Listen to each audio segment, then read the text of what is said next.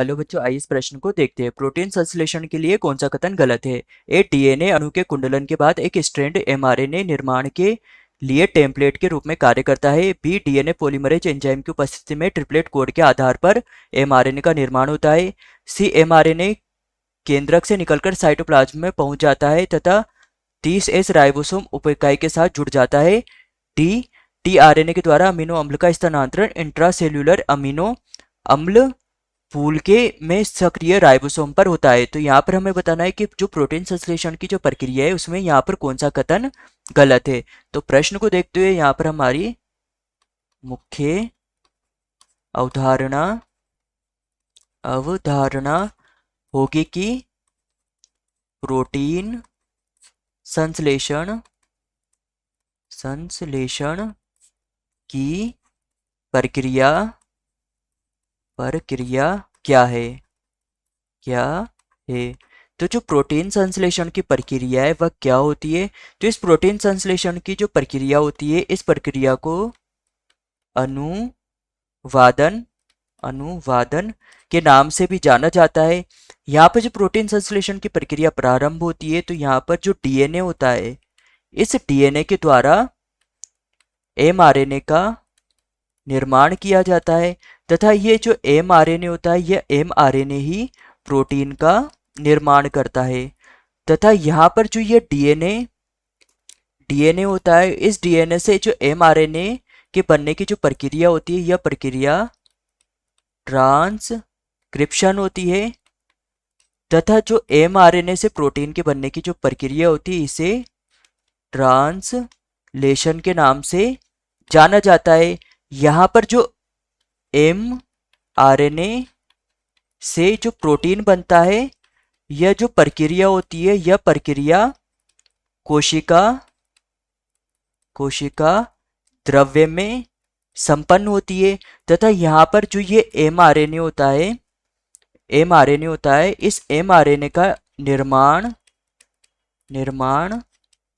जो टीएमआरएनए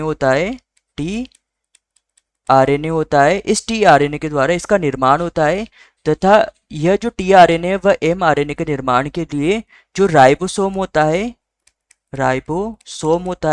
इस राइबोसोम पर स्थानांतरित हो जाता है तथा इसके स्थानांतरण से एमआरएनए का निर्माण होता है जो आगे चलकर प्रोटीन का निर्माण करते हैं। तो इस प्रकार से प्रश्न ने हमसे पूछा था कि प्रोटीन संश्लेषण के लिए कौन सा कथन गलत है। तो ए हमारे पास डीएनए अणु के अकुंडलन के बाद एक स्ट्रैंड एमआरएनए निर्माण के लिए टेम्पलेट के रूप में कार्य करता है। तो जो डीएनए अणु होता है इसका जो अकुंडलन होता है अर्थात इसके जो यह दोनों टेम्पलेट होते हैं जो 5 से 3 व 3 से 5 की तरफ जाते हैं इनकी यह टेम्पलेट खुलकर जो एमआरएनए स्ट्रैंड के रूप में एमआरएनए के निर्माण के लिए एक प्रकार के टेम्पलेट का कार्य करते हैं। तो यह जो कथन है यह कथन सत्य है और हमसे प्रश्न में गलत कथन के बारे में पूछा था तो यह हो जाएगा गलत।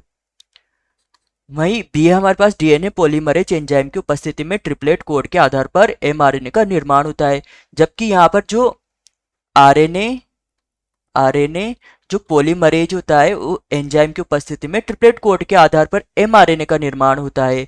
तो यह हो जाएगा गलत कथन। तो हमसे यहाँ पे गलत कथन पूछा था तो हमारा उत्तर होगा उत्तर बी, क्योंकि यहाँ पर डीएनए की जगह आरएनए पॉलीमरेज एंजाइम उपस्थित होता है।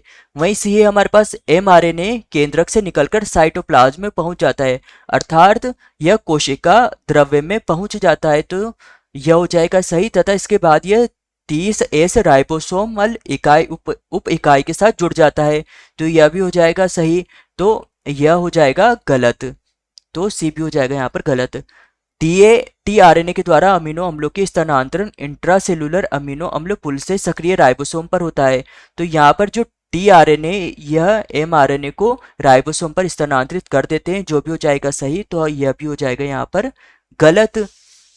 तो इस प्रकार से हमारा उत्तर होगा उत्तर बी। तो यहां पर हमारा प्रमुख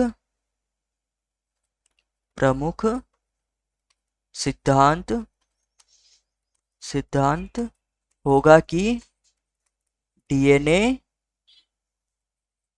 आनुवांशिक आनुवांशिक पदार्थ होता है जो सूचनाएं संग्रहित संग्रहित करता है तथा यह सूचनाएं जनक से संतति में स्थानांतरित होती है। आशा है कि आपको यह समझ आ गया होगा। धन्यवाद।